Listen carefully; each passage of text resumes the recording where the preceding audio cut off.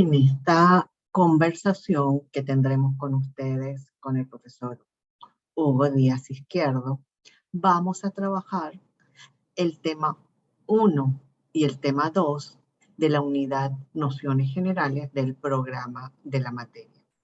Y aunque parezca un poco raro, la pregunta que va a guiar esta conversación es averiguar o indagar qué tipos de trabajo protege o regula el derecho del trabajo.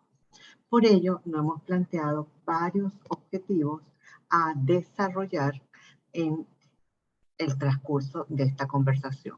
Primero, vamos a tratar de analizar cuál es el ámbito de aplicación del derecho del trabajo.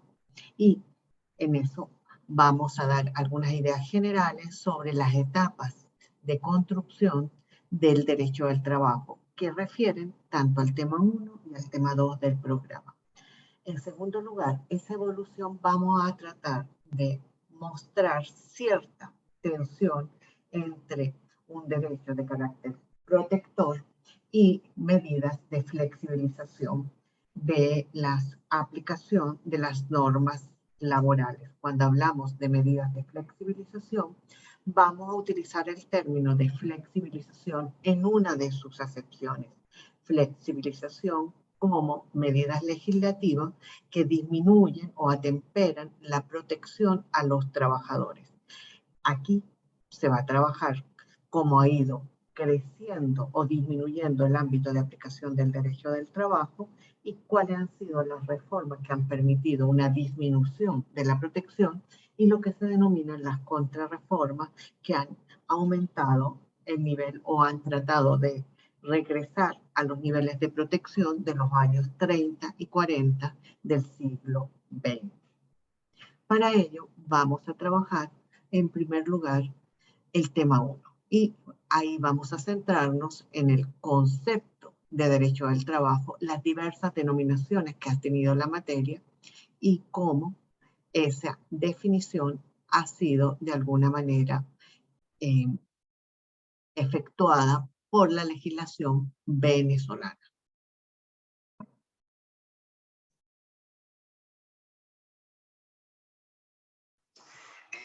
La especial naturaleza jurídica del orden público espiritualmente se concreta en la práctica entendiendo que el orden público del derecho laboral, salvo lo atinente a los derechos fundamentales, es derogable entre partes siempre y cuando favorezca al trabajador. Ejemplo, podemos establecer una jornada menor a la establecida como límite mayor en el decreto de orden. Asimismo, con las vacaciones, el juego vacacional, las utilidades y demás derechos que en su expresión mínima se pueden mejorar, lo cual permite concluir lo derogable del orden público en nuestra especialidad. Ciertamente, lo que hace autónomo a nuestro derecho del trabajo no es el derecho individual que es implícito, sino el derecho colectivo. Y los principios de ese derecho es que se configuran los principios del derecho individual. Por tanto, no habría la especialidad de derecho del trabajo si no existiera el derecho colectivo, que es lo que lo hace especial y particular. Siempre le digo a los estudiantes que cuando hablamos de fuentes, se recuerden la fuente que está en la entrada de nuestra querida universidad, la fuente para Venezuela. Ustedes ven que ahí del suelo salen unos chorros con alguna armonía, o no. Pero esos chorros son la manifestación de la fuente. Bueno, el derecho del trabajo tiene fuentes, y sus fuentes son de diversas naturalezas. Todos de igual jerarquía, porque en caso de duda razonable siempre se favorece al trabajador. Por tanto, ¿cuáles son las fuentes del derecho del trabajo? La costumbre, el contrato, la convención colectiva, la ley, lo que pasa cotidianamente. Entonces, las fuentes son las formas como el derecho laboral se va regulando en su cotidianidad, ya sea formalmente o en la práctica. Las fuentes vamos a trabajarlas de manera bastante detenidas con dos clases que nos van a explicar cuáles son las fuentes autónomas y heteronómanas. Las fuentes de origen nacional e internacional y cuáles son los principios y las reglas que rigen la interpretación de las normas jurídicas. Y por último, vamos a trabajar también las relaciones del derecho del trabajo con otras disciplinas como es la seguridad social, que en nuestro texto constitucional fue tratada de desvincular de la noción de trabajador asalariado y trató de ser establecida como un derecho de todos los ciudadanos independiente de su capacidad contributiva. De igual manera, vamos a analizar algunos principios generales sobre condiciones y medio ambiente del trabajo, que como les dije, lo vamos a efectuar a través de un rally educativo.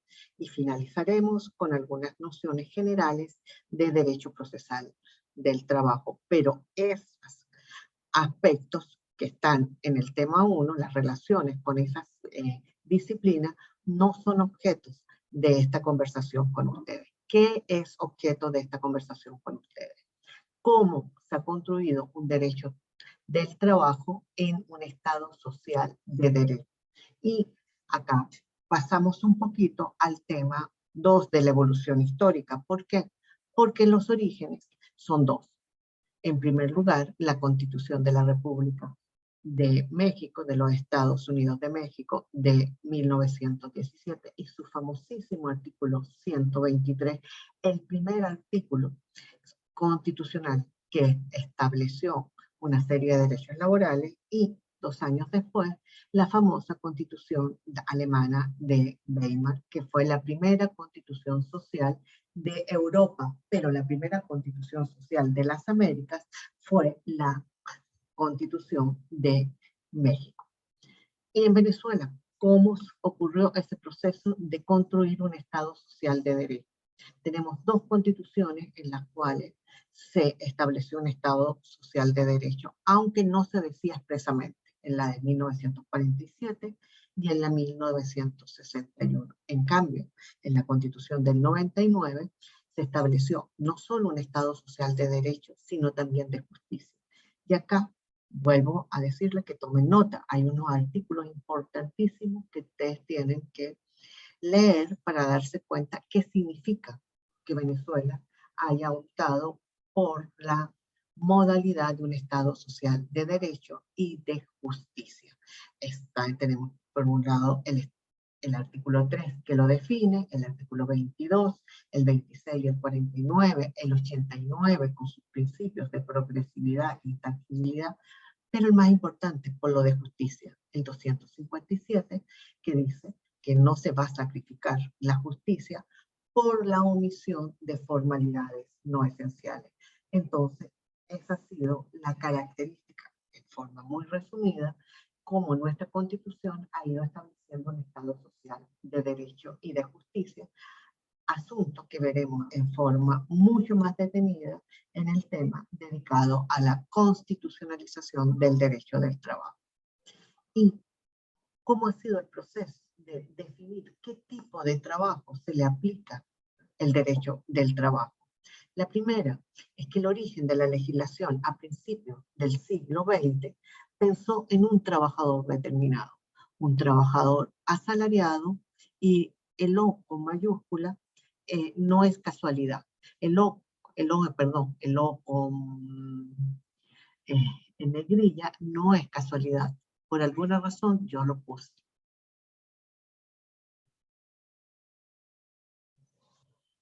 El resaltar en negrilla el O de trabajador refiere a que inicialmente la legislación laboral hablaba de legislación obrera, de legislación industrial, porque estaba pensada fundamentalmente en un trabajador asalariado en una fábrica.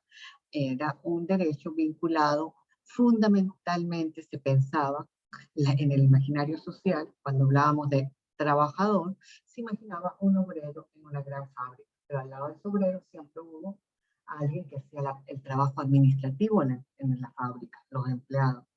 Y también había personas que trabajaban de manera autónoma, pero el inicio estaba muy vinculado a ese tipo de trabajador, aunque los empleados estuvieron siempre contemplados en la legislación del trabajo.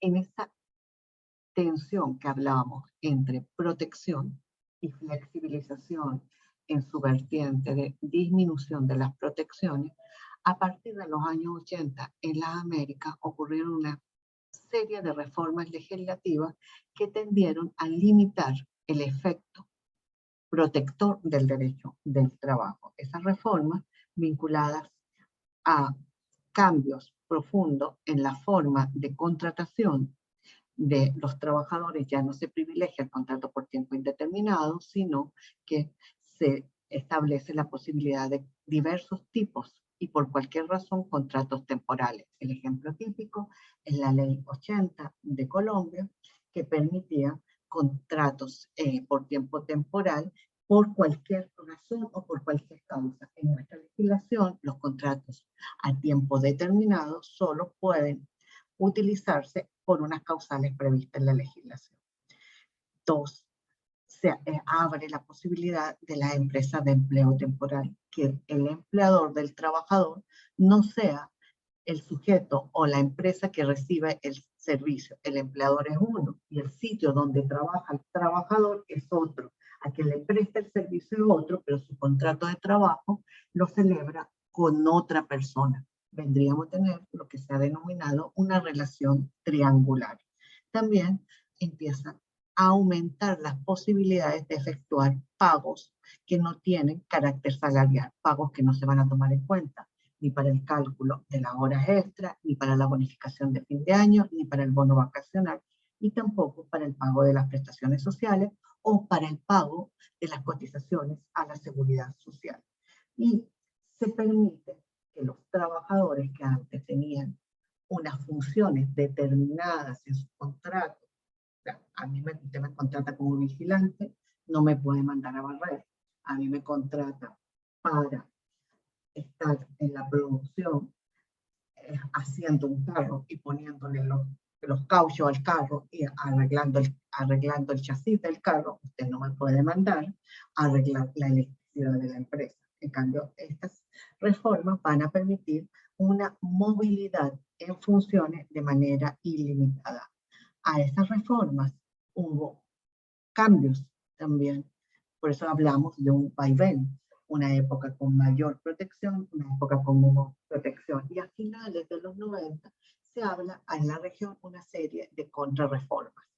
En primer lugar, cualquier posibilidad de disminuir una protección se somete a un acuerdo entre el empleador y no el trabajador, sino la organización sindical.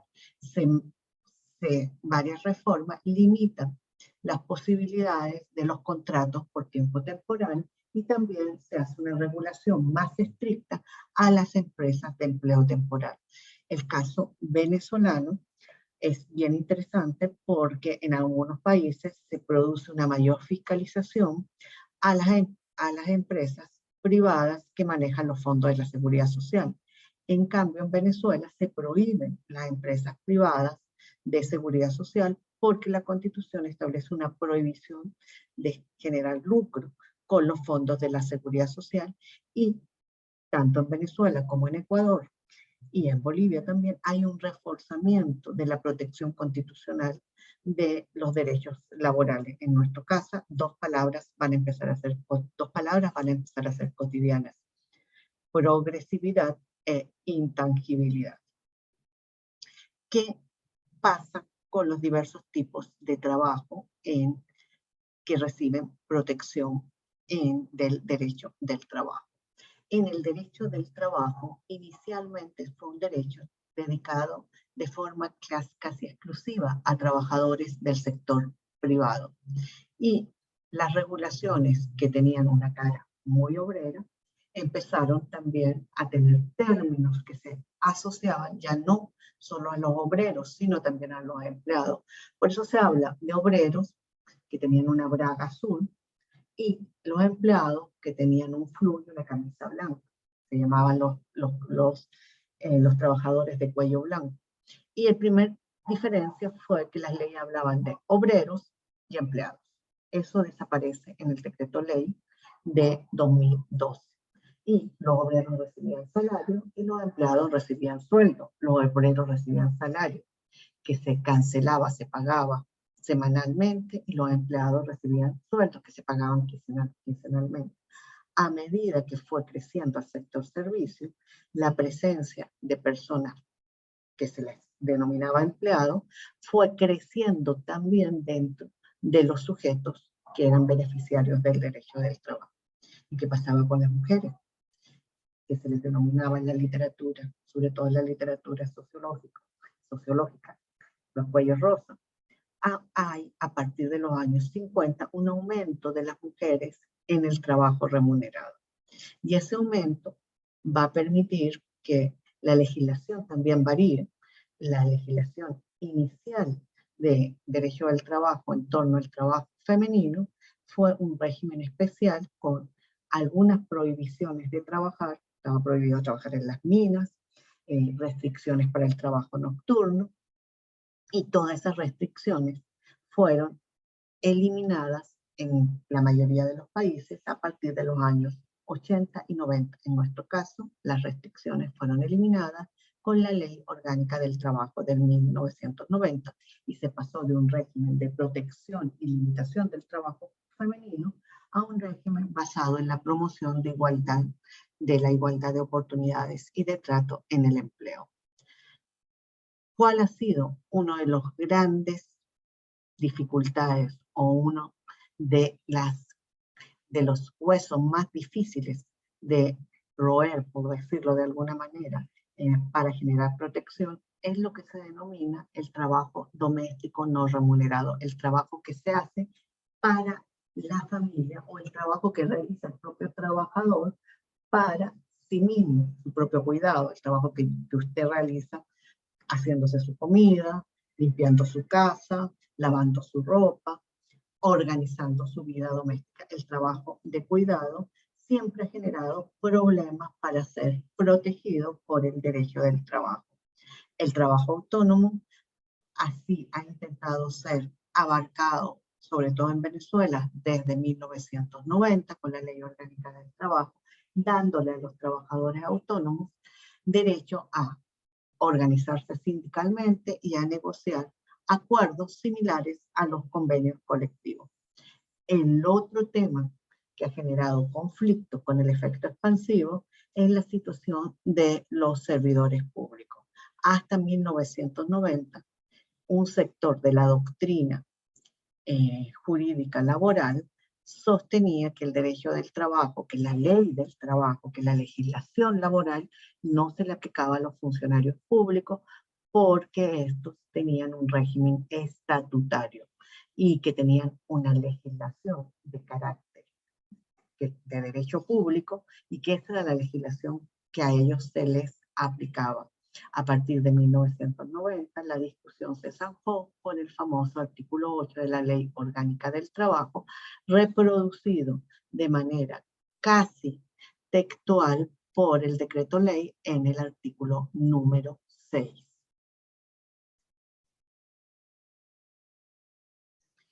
En resumen, el artículo 6, que tienen que también leerlo, lo vamos a trabajar en forma mucho más profunda que esta pequeña resumen, dice que los funcionarios se rigen en todo lo que tiene que ver con su ingreso, remuneración, ascenso, traslado, suspensión, formas de retiro, sistema de seguridad social, por las normas previstas en sus estatutos de funcionarios públicos. Hay varios. El estatuto de la función pública, pero también están los estatutos especiales de los trabajadores del Banco Central, de los trabajadores de la Contraloría General y de los trabajadores, los servidores públicos que prestan servicios como empleados en las gobernaciones y en las alcaldías, y que en materia de derecho colectivo se van a regir los funcionarios de carrera por las disposiciones del decreto ley. Pero de eso conversaremos en forma más detenida cuando estemos trabajando el tema específico de la negociación colectiva para el sector público. ¿Cuáles han sido realmente los límites al efecto expansivo del derecho del trabajo? El primero, el trabajo voluntario. Si ustedes leen artículo que regula la relación de trabajo, el artículo 53, que dice que se presume la existencia de una relación de trabajo en quien presta un servicio personal y lo recibe, acto seguido dice que se va a efectuar una excepción. Se exceptuarán aquellos casos en los cuales, por razones de orden ético o de interés social, se presten servicio a la sociedad o a instituciones sin fines de lucro con propósitos distintos a los planteados en una relación laboral. ¿Cuáles son los propósitos distintos? Porque uno trabaja a cambio de un salario. Porque uno hace un trabajo voluntario. Yo siempre pongo como ejemplo de trabajo voluntario el trabajo de las damas del Rotary Club, de los Boy Scouts, el trabajo de la junta de condominio del edificio, que no se hace, no es un trabajo en el cual se busca una contraprestación dineraria. Y hay dos cosas importantes en torno al trabajo voluntario para que quede fuera del ámbito de aplicación del derecho del trabajo. Primero, que no sea forzoso, y dos, que no sea utilizado como un mecanismo para eludir la aplicación del derecho del trabajo. Y por último, el que es mucho, que está completamente fuera, a pesar de los intentos de regular, es el trabajo doméstico familiar. Es el trabajo por excelencia, el no trabajo por excelencia, al punto que en las estadísticas oficiales, las amas de casa forman parte de lo que se denomina la población económicamente no activa. Y los intentos de regulación no han sido fáciles. Hay dos intentos en las Américas, uno en Ecuador y otro en Venezuela, de dar algún tipo de protección a través de la seguridad social a las personas que efectúan el trabajo doméstico o el trabajo de cuidado. ¿Cuáles son los grandes retos? Primero, hay diversos tipos de trabajo asalariados. Hay trabajo asalariado en el sector privado, hay trabajo asalariado en el sector público con empleados, con servidores públicos y con obreros. Hay diversos regímenes especiales para darle protección a diversos tipos de trabajadores asalariados. Hasta hace poco, el trabajo doméstico, la señora de servicio, no la mamá, no el papá que ayuda en las casas, sino la empleada doméstica tenía un régimen especial que no estaba sometido ni a salario y tenía un salario mínimo menor.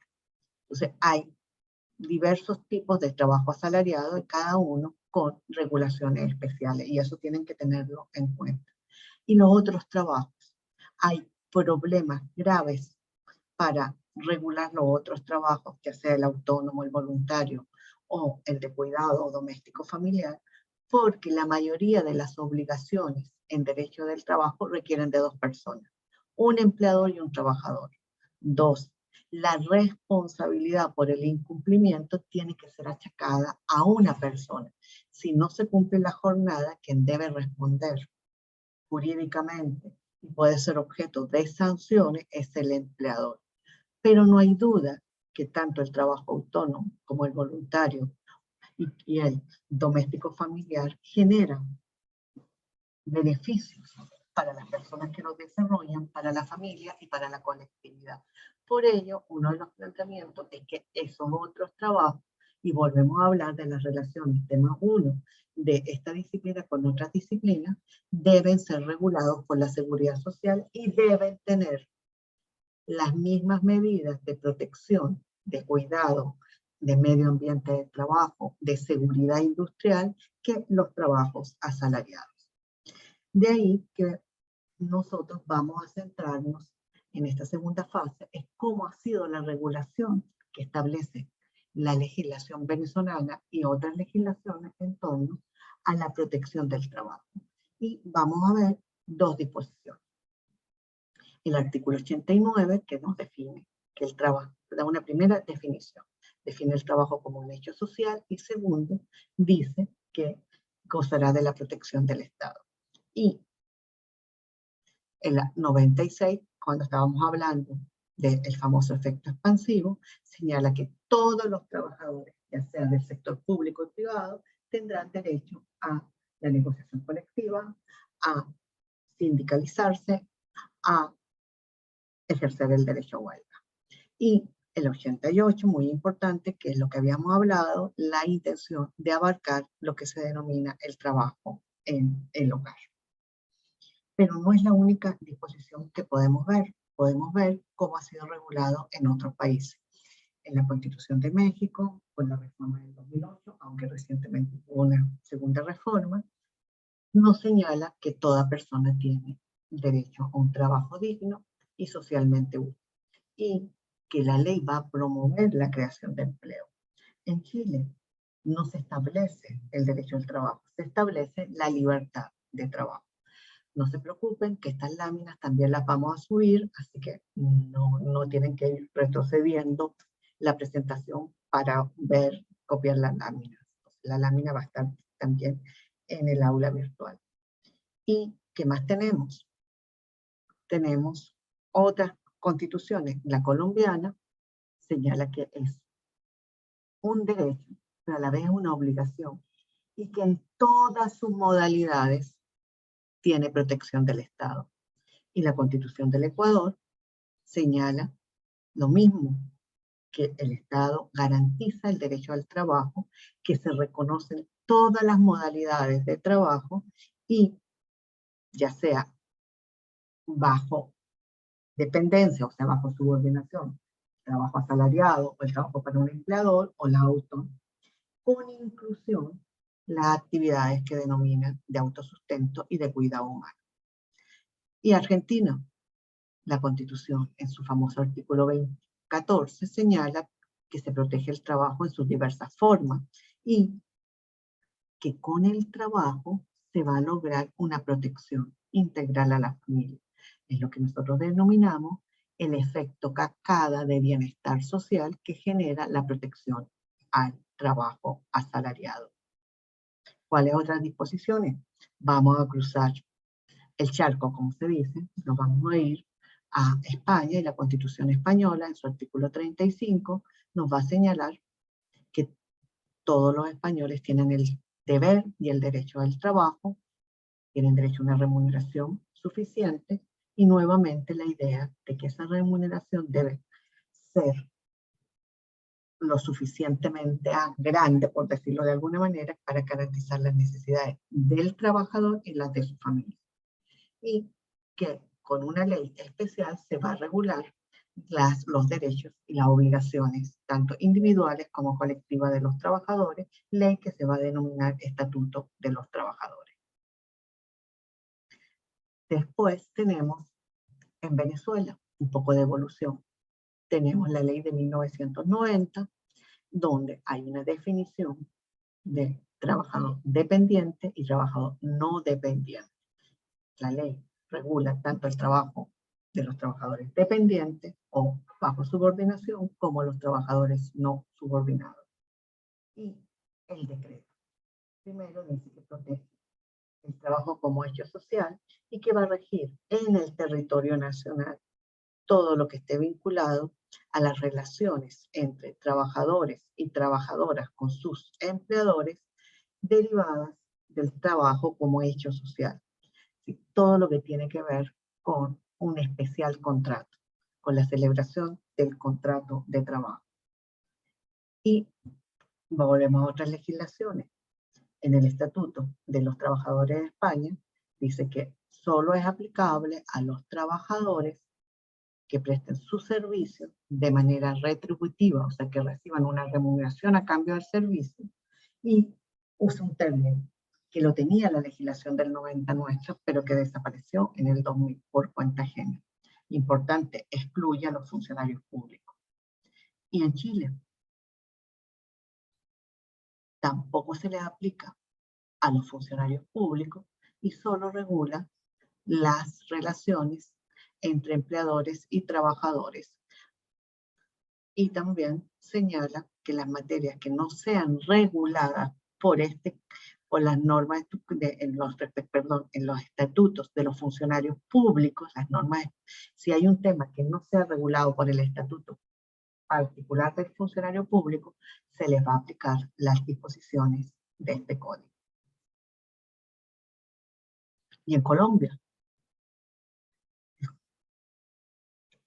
Como ustedes pueden ver, la finalidad del código es regular las relaciones entre empleadores y trabajadores. Y un término clave, el trabajo que regula este código es toda actividad humana libre, permanente o transitoria, que ejerce una persona natural a cambio de una remuneración y que se